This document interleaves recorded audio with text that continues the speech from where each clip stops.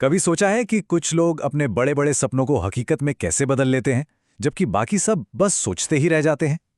इसका जो राज है ना, वो अक्सर एक अच्छी प्लानिंग में छिपा होता है।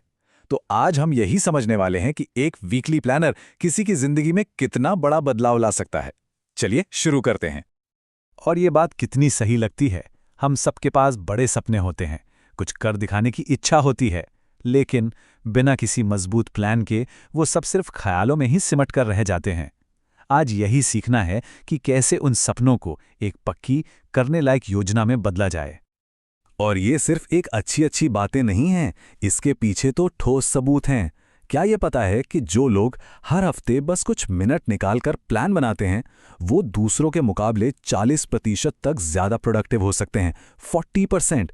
ये कोई छोटा मोटा नंबर नहीं है। जरा सोचिए तो, उस एक्स्ट्रा टाइम और एनर्जी से क्या क्या नहीं किया जा सकता।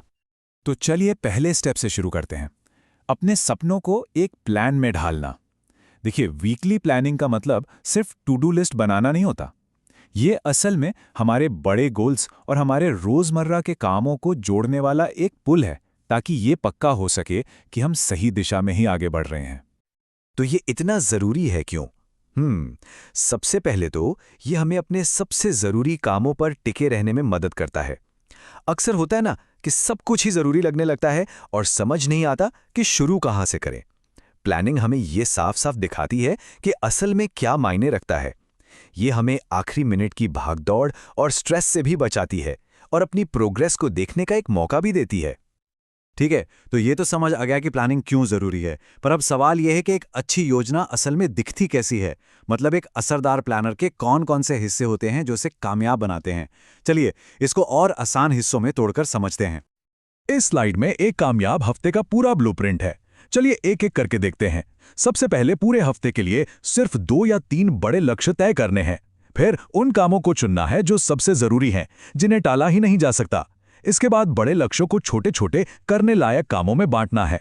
फिर कैलेंडर में उन कामों के लिए समय तय करना है। और हाँ, कुछ समय अप्रत्याशित चीजों के लिए भी रखना बहुत जरूरी है, क्योंकि जिंदगी हमेशा प्लान के हिसाब से नहीं चलती। और आखिर में हफ्ते के अंत में ये देखना कि क्या सही रहा और अगले हफ्ते क्या बेहतर किया जा सकता है। अब सवाल आता है कि कौन सा टूल इस्तेमाल करें? गूगल कैलेंडर, कोई फैंसी ऐप या एक सिंपल सी नोटबुक? सच तो ये है कि इससे कोई खास फर्क नहीं पड़ता। सबसे जरूरी चीज टूल नहीं बल्कि आदत है। जो भी चुने बस उसे हर रोज हर हफ्ते इस्तेमाल करने की आदत डाले। असली जादू तो वही है। और यहाँ एक गोल्डन रूल है जिसे हमेशा याद रखना है। अपने सभी कामों और प्लान्स के लिए बस एक ही जगह का इस्तेमाल करें। सोचिए, जब हमारे काम अलग अलग ऐप्स, डायरियों और स्टिकी नोट्स में बिखरे होते हैं, तो कुछ ना कुछ भूलने का खतरा हमेशा बना रहता है। एक सिस्टम का मतलब है कि सब कुछ एक जगह पर है, हमारे कंट्रोल में है और दिमाग में पूरी क्लैरिटी है। तो अब हम आते हैं सबसे जरूरी हिस्से पर, कैसे करें। और अच्छी बात यह है कि ये बहुत ही आसान है। ये कोई मुश्किल काम नहीं है, बल्कि एक सीधी सादी 5 स्टेप्स की प्रोसेस है, जिसे हम सब हर हफ्ते दोहरा सकते हैं। चलिए इस वीकली रीसेट को समझते हैं।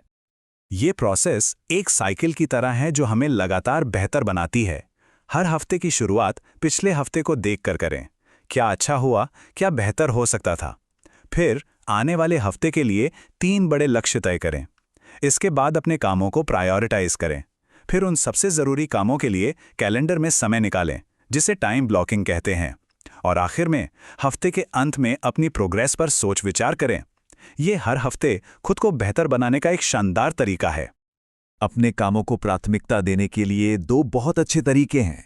पहला है आइजनहावर मैट्रिक्स, जो जरूरी और अर्जेंट कामों में फर्क करने में मदद करता है। ये बड़े फैसलों के लिए बहुत अच्छा है। दूसरा है ABC मेथड, जो बहुत ही सरल और तेज है। A मतलब सबसे जरूरी, B मतलब जरूरी और C मतलब ये काम बाद में भी हो सकता है। ये रोज के कामों को फटाफट सॉर्ट करने के लिए एकदम बढ़िया है। और अब हम अपने आखिरी सेक्शन पर आते हैं, और ये आइडिया शायद थोड़ा हैरान कर दे। सुनने में अजीब लगता है, लेकिन एक अच्छी योजना या स्ट्रक्चर हमें बांधता नहीं है, बल्कि आज़ादी देता है। जब हमें पता होता है कि कब क्या करना है, तो हमारा दिमाग उस काम की चिंता से आज़ाद हो जाता है और हम बाकी समय में ज़्यादा क्रिएटिव और फ्री महसूस कर पाते हैं। तो आज हमने क्या क्या सीखा? सबसे जरूरी बात यह है कि प्लानिंग बड़े डरावने लगने वाले लक्ष्यों को छोटे करने लायक कदमों में बदल देती है। याद रखें, एक सिंपल और लगातार इस्तेमाल होने वाला सिस्टम किसी भी महंगे या फैंसी टूल से कहीं बेहतर है। स्ट्रक्चर हमें आज़ादी देता है। और आखिर में इस वीकली साइकिल को अपनाएं, रिव्यू करें, रीसेट करें और फिर से शुरू करें। जाते जाते एक सवाल के साथ इस चर्चा को यहीं छोड़ते हैं। सोचने वाली बात है कि अगर हर हफ्ते की शुरुआत एक इरादे और एक साफ प्लान के साथ की जाए तो काम करने के तरीके और मन की शांति में कितना बड़ा फर्क आ सकता है। इसे आजमाकर देखने से शायद इसके फायदे खुद ही हैरान कर दें। हमारे साथ जुड़ने के लिए धन्यवाद।